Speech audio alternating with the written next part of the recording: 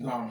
السلام عليكم ورحمة الله وبركاته. الحمد لله رب العالمين والصلاة والسلام على أشرف المرسلين سيدنا محمد وآله وصحبه أجمعين. We stopped at talking about لماذا الله خلق الشر, why Almighty Allah subhanahu wa ta'ala created evil. From our own definition, we see some things from one perspective, which is evil to our own side. But before Almighty Allah subhanahu wa ta'ala, it might not be evil. Like somebody dying, like the example we cited earlier, somebody dying at an earlier age, at a young age, we would say it is evil. And somebody growing old, still alive, will say, why not? Why did Allah preserve the life of the elderly man and took the life of what? Took the soul of the young one. Almighty Allah subhanahu wa ta'ala, so is the one who is most knowledgeable. Now, like I said earlier, like this example, like a good example like this, and some other examples like that, that it means uh, Allah subhanahu wa ta'ala, He said, وَفَضَّلْنَا بَعْضَكُمْ عَلَى بَعْضٍ دَرَجَاتٍ. We have blessed some people. We have elevated some people more than others. Some people are gatekeepers, while some people are managers in company. So just like that, that's how Almighty Allah subhanahu wa ta'ala has just created we human being. Now the question we need to ask ourselves now is, why did Almighty Allah subhanahu wa ta'ala, why did He do it in that manner? The answer to it is that nobody understands except Almighty Allah subhanahu wa ta'ala. Because if you look at it very, very well, the Prophet sallallahu alaihi wasallam, one of the things that the Prophet sallallahu alaihi wasallam has warned us that we should stay clear of is towards that we should stay clear of is arguing about qadar, not delving too much, not delving in depth into making findings about qadar. A good example, the Prophet sallallahu alaihi wasallam, as reported in, was it Sunan Tirmidhi? The Prophet sallallahu alaihi wasallam dakhala ala asyabihi yawman. So the Prophet sallallahu alaihi wasallam came out to his companions one day, wahum yatanaza'una fil qadar, and they were arguing about qadar. You know, normally somebody will say, this one is qadar. So I say, why is it qadar? Why is it happening like this? Why is it happening like this? And they continue to argue about qadar. فَغَضِبَ النَّبِيُّ صَلَّى اللَّهُ عَلَيْهِ وَسَلَّمَ غَضَبًا شَدِيدًا. Prophet sallallahu alaihi wasallam became very angry. Even in the hadith, it was quoted that كَأَنَّمَا كُفِيَ عَلَى وَجْنَتَيْهِ what is it called? كَأَنَّ كُفِيَ عَلَى وَجْنَتَيْهِ ruman. It was as if what's the name of this plant? Pomegranates, that's very red fruit, was poured on the face of Prophet Muhammad sallallahu for you to understand how angered the Prophet sallallahu was on that very day when he saw what, when he saw the Sahaba, when they were arguing about Qadar. So the Prophet sallallahu alaihi wasallam now told them, say he said the Prophet, the eyes of the face of the Prophet sallallahu became very red, became red because of what? Because they were arguing about Qadar. So Prophet sallallahu now told them that Abihada Umeritum, was this what you were commanded to do? That was what the Prophet Sallallahu told them. Aw wabihada urisilitu ilaykum, or was this what I was sent to you? So Prophet Sallallahu now told them that inama kana halaka man kana qablakum. So those that were before you, they became destroyed because of what? Because of what? Because they are not yatanaza'una aw tanaza'u fil qadar. How come I call also? Because they argued about what? They argued about qadar, about destiny. So do not, the Prophet said one day that you take care of that. Because normally, if you try, our incompetent mind cannot comprehend what Almighty Allah subhanahu wa ta'ala has done about destiny. Because to us, we look at it that this is not just. And because this is why the Qadariya, that's how they were misguided. Because to them, they tried to apply their intellect and they said, no, in Allah, Allah does not create evil. He only creates what? He only creates goodness. He does not create evil. They said anything of evil, it is of human being.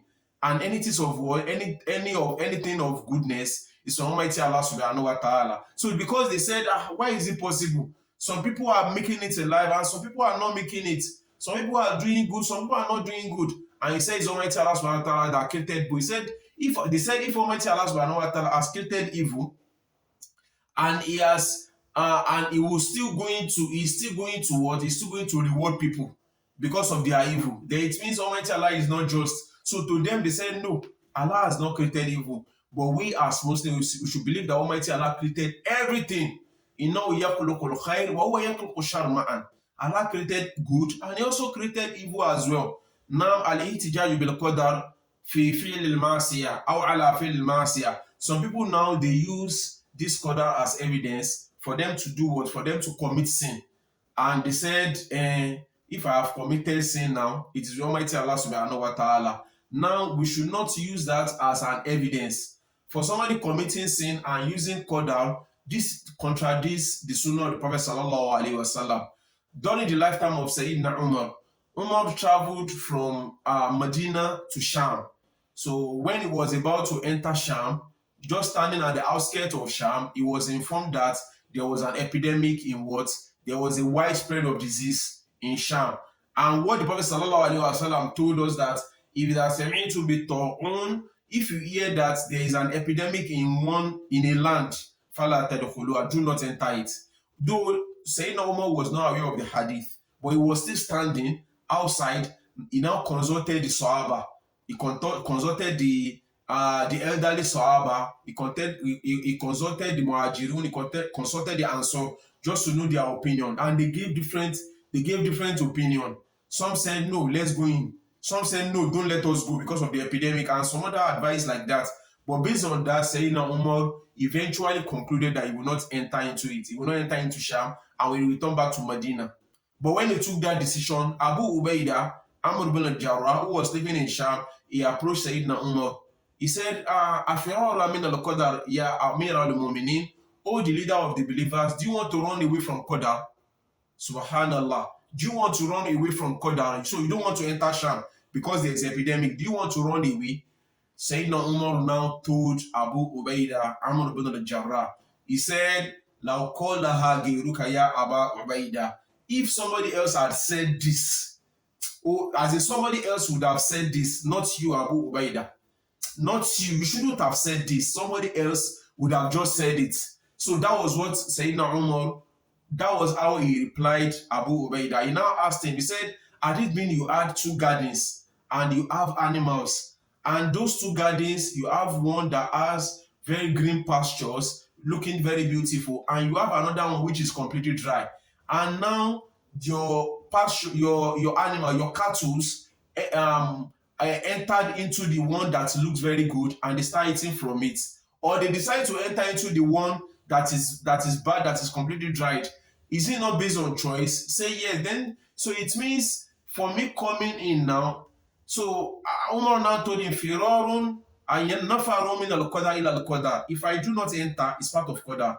If I return back to Medina, it's part of qadar. So for you to know that, don't use that as an evidence. So now it means that we cannot justify our actions for what with qadar, saying that's what Almighty Allah has destined for me. Yes, if Allah has destined that and you continue to commit sin based on that Almighty Allah subhanahu wa ta'ala has destined, then you are going to see the consequence from Almighty Allah subhanahu wa ta'ala. May Allah rectify our affairs. No, now we are now asking that why did Almighty Allah subhanahu wa ta'ala, why did he create evil? Now we talk of the creations of Almighty Allah subhanahu wa ta'ala. Al-makhluqat tanqasimu ila thalathat aqsam. The creations of Almighty Allah subhanahu wa ta'ala, they are divided into three. Number one is what? Number one is al-khair, the one that has to do with very good things. Almighty Allah subhanahu wa ta'ala has created part of the creature. He created part of his creatures to be good, only good. There is nothing negative about it, just completely what? 100% good. Kal-malaika wal-jannah. For example, we talk of the angels. There is nothing bad about them. They are 100% good. Now we talk of the what? Because they do not commit sin. We talk of Jannah as well. Everything about Jannah, about paradise, is what is good. All these things are good. Now another one is what? Ashar. Ashar is what? Is the evil part of it. And that evil is what? We talk of Iblis. We talk of Annar, which is hellfire. We talk of Iblis and what? And hellfire. These are bad things, we know. Then third one is what?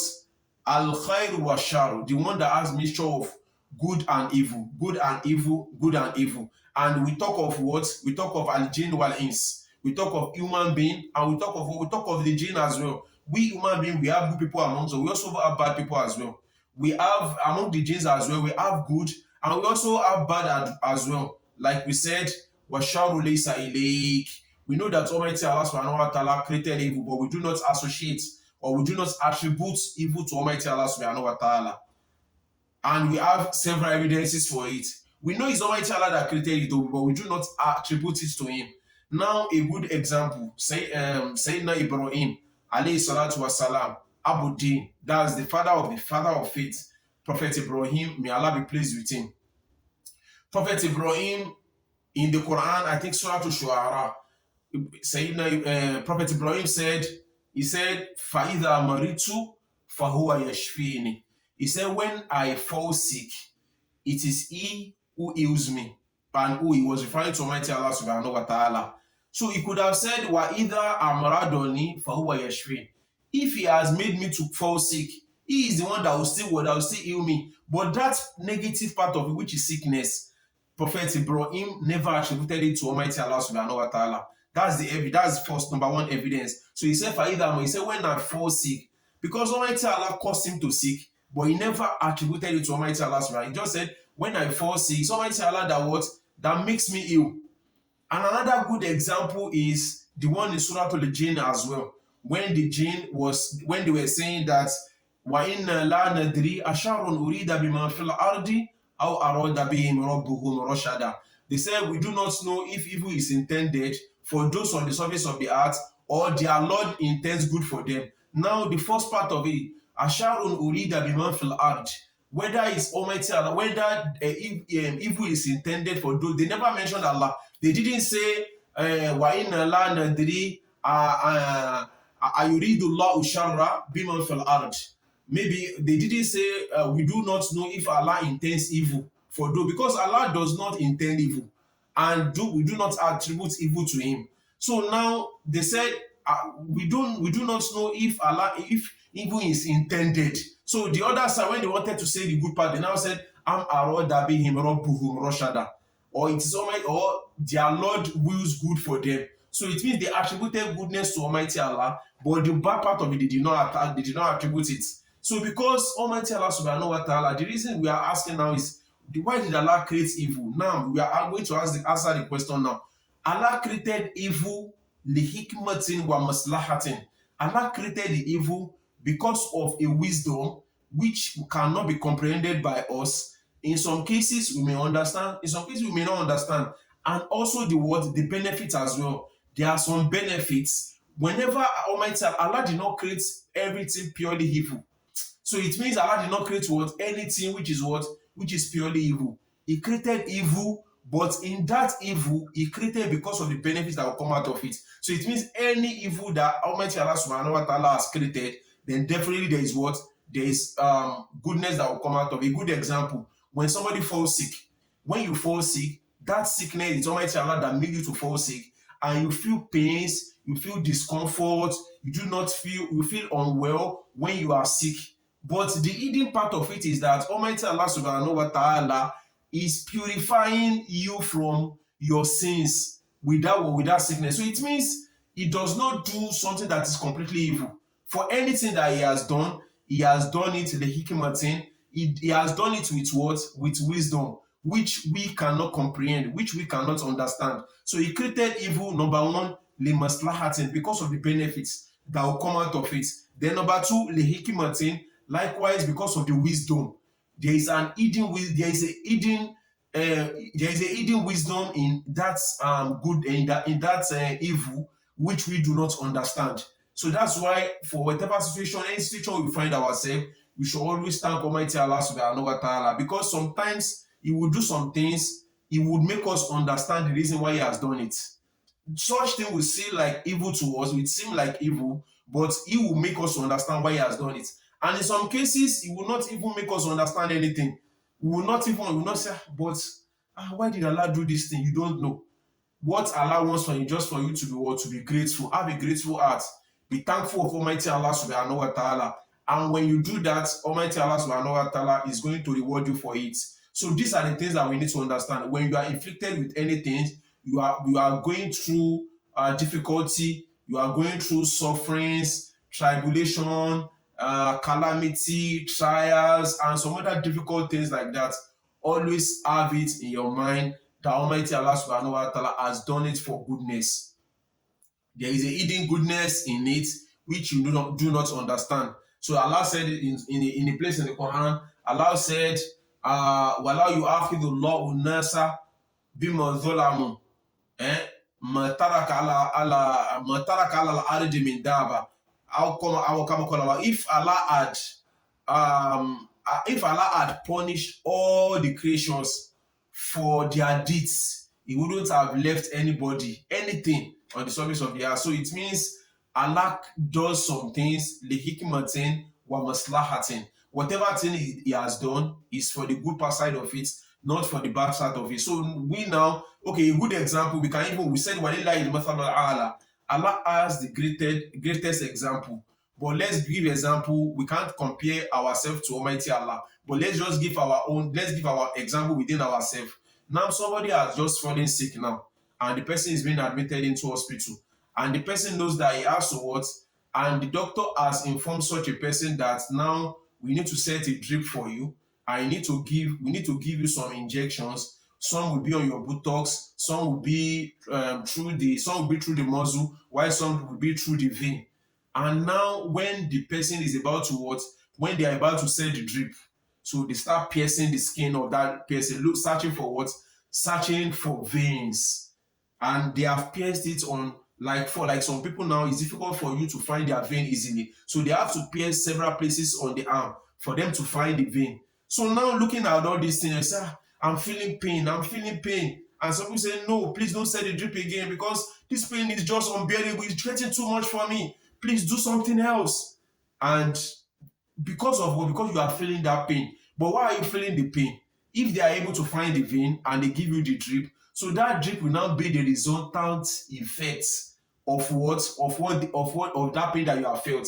So it means at the end of the day, you are going to get well if they are able to set the drip for you with the will of Almighty Allah subhanahu wa ta'ala. So let's have it in our mind as Muslims. We must number one is that we should not delve deeply into researching about Qadar, saying why did Allah do this? Why did He not do this? Why are some people enjoying? Some people are suffering. No, it's none of your business. That's number one. Then number two is that whatever thing that has happened to you, if you see it as evil, you must believe strongly that Almighty Allah subhanahu wa ta'ala has intended benefits, has intended goodness in it, which you do not, either you understand it or you don't understand, because Allah does not wish evil for those on the surface of the earth. We that we on the surface of the earth, Allah does not wish evil for us, and He has not intended evil for us. We pray to Almighty Allah that Allah should rectify our affairs, and we come to the end of our Al-Iman bil Qadar. We pray to Almighty Allah that Allah should make us firm on His path and accept all our deeds from us and out of the bad. Don't let us forget, if somebody believes in all other pillars, all other articles of faith, but disbelieves in Qadar, then such a person will not be a believer. We pray to Almighty Allah that Allah should rectify our affairs. أقول قولي هذا وأستغفر الله لي ولكم سبحانك اللهم وبحمدك أشهد أن لا إله إلا أنت